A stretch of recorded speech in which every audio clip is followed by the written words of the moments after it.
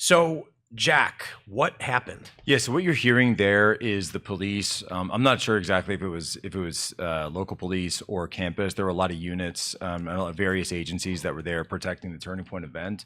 But what you're hearing is them using a device to render it safe and neutralize whatever would have been inside. What I've been told so that was not the bomb exploding or something like that. What I've been told is that it looks like this was a hoax bomb device. So this was not just a suspicious package that was left out. It was actually a package that had some, wires associated with it, things like that, where it was designed to look like a bomb. And that also there was a bomb threat called into the campus at the same time, so concurrent. And what it looks like is that they were trying to get a full campus-wide evacuation and then a lockdown to try to interfere with the Turning Point event that was taking place. Now, that old main building, that is not the building where the Turning Point event is going on and will continue to go on, which is on the other end of campus. That building is under complete lockdown by, as I just said, we've got state, local, federal agencies that are there protecting the event and the students today. So because that was under such lockdown, it seems that whoever was trying to do this didn't have any access to the arena where that's taking place. And what they instead did was try to attack another building that didn't have the same security posture and use that to try to create this disturbance. So while that building was evacuated, the event's going on, everybody is safe. First responders, absolutely hats off to everybody that was willing to put themselves into harm's way to do what they did to take measures to make sure that that device was in fact not an explosive device, keep everybody safe. But just unfortunately, that's the times that we're living in. And I also heard that report as well, that there were other universities around Utah, not where Turning Point's holding events. We're only holding one event tonight. We've got Alex Clark, we've got the governor there. So of course, state police are out in full force, a number of other officials. And so, and we had people who were even inside that event who didn't know about the bomb threat. So we called in, hey guys, are you all right? I said, all right from what? We're just out here and they've got volunteers, putting placards up and putting signs on chairs and things like that. So we'll let them know what was going on. They said no. And then, we've been able to sort of back channel since then, but it looks like something went on where multiple campuses around the state had threats. Did you guys see? You did. I know you did. But Steven Crowder has brought back "Change My Mind," and he went out today. He posted a video of this. It's brave to say the least. But Steven told me something a week or so ago. We did like an hour-long show together, and he said he feels bad. He feels guilty because when he was doing these events, he did not explain the threats and the violence he was facing. He downplayed it. And I think largely the reason he and many others, especially on the right, have not spoken about the threats and the violence they face is because we are constantly told you don't want to feed it. If you come out and you say these things are happening, you're going to make it worse. And what ends up happening is Crowder does these events. He rarely, only when it's on camera, when it actually happens, does he talk about it, and usually he doesn't. The same thing is true for us. Like I've been saying, we had that year where we got swatted 15 times. Yeah. It's never stopped. We just don't talk about it anymore because security says it's probably not a good idea. But the problem then is the perception most people have is, oh, they're fine. Nothing's really going on.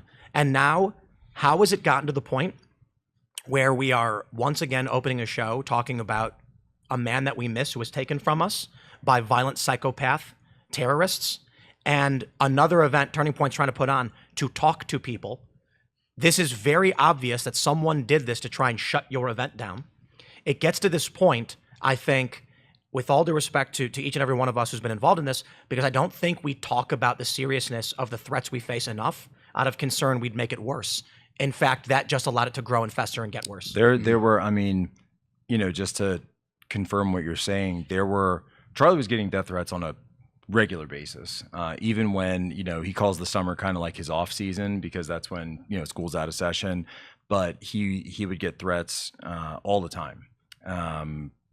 Obviously, you guys are here, you've seen the security posture, which we have upped at the Turning Point facility since this took place. And in fact, we were in the process of reconfiguring and enhancing and escalating the security presence here on the Turning Point campus, and you guys, I'm sure we don't have to go into it right now, but I'm sure you saw all the security that we have out now, the 24/7, the monitoring, the technical, and even stuff that you don't see.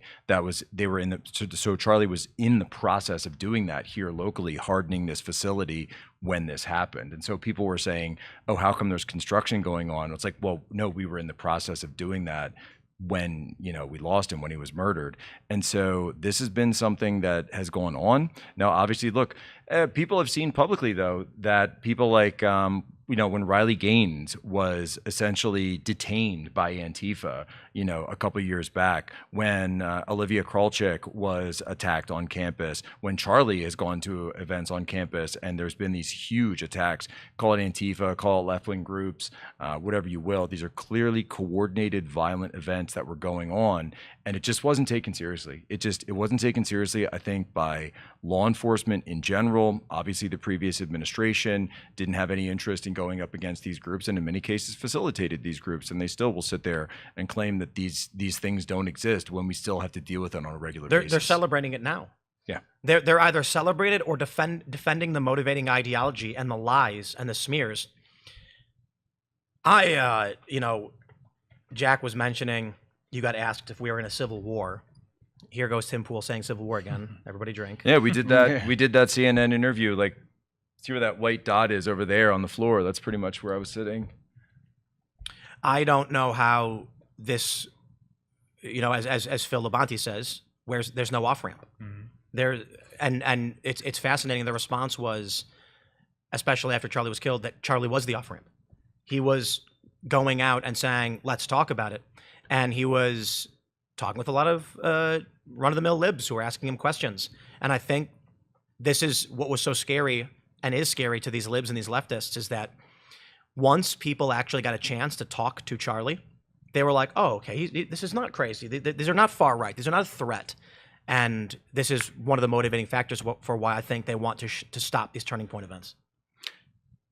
I mean, you look at it, right, and it's this idea of, well, people would sit there and say, and people do this all the time. Let's say, oh, well, Charlie said something on one of your podcasts, or he said something about MLK, and I know the whole litany of things that they say, and it's always out of context. But the point being is that even if you disagree with Charlie, or even if you think that he got his facts wrong or something, what better place to hash that out than in a literal conversation on a college campus. Right. I mean, this is the modern and classical public square. We're going to go, we're going to be on campus. He titled these things, prove me wrong, as in and if you disagreed, and I know it's been said, but it really needs to be pounded in, that if you disagreed with him, he would say, please come to the front of the line.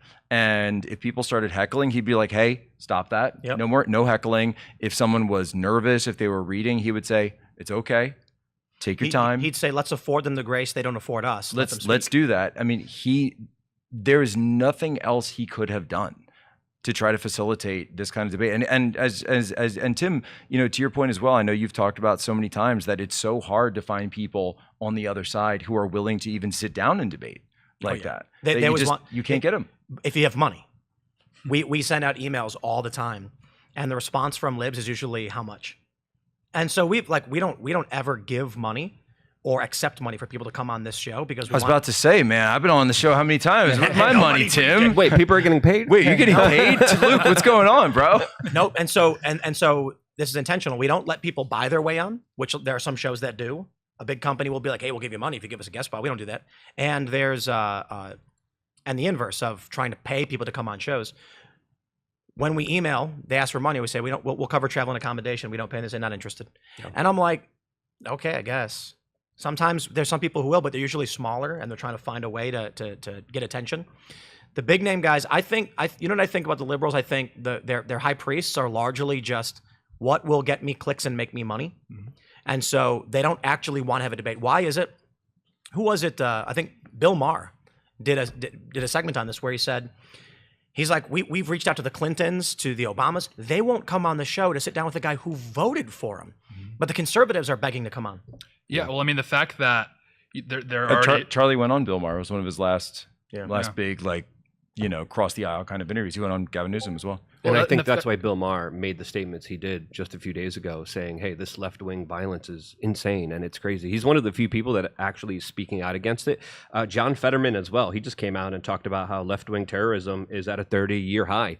And he's demanding people stop calling conservatives Hitler and fascists. So this has been building and brewing for a very long time. Tim, you've been calling it out. I know I've been looking at this for a very long time. Ever since Occupy Wall Street, they were playing up on these type of differences amongst race. And when we see Ilhan Omar a couple years ago now issuing the same lines like Don Lemon talking about how evil white men are, this brings up, even though they love white men and are married to white men themselves, Yeah, that's true. colonizing the sheets.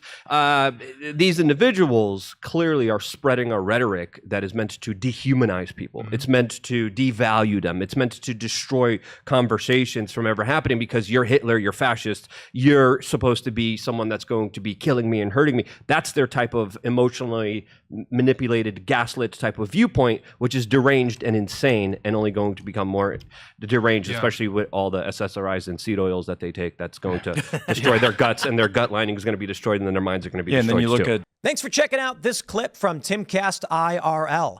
Make sure to watch the show live Monday through Friday at 8 p.m. Subscribe to this channel, and we will see you all there.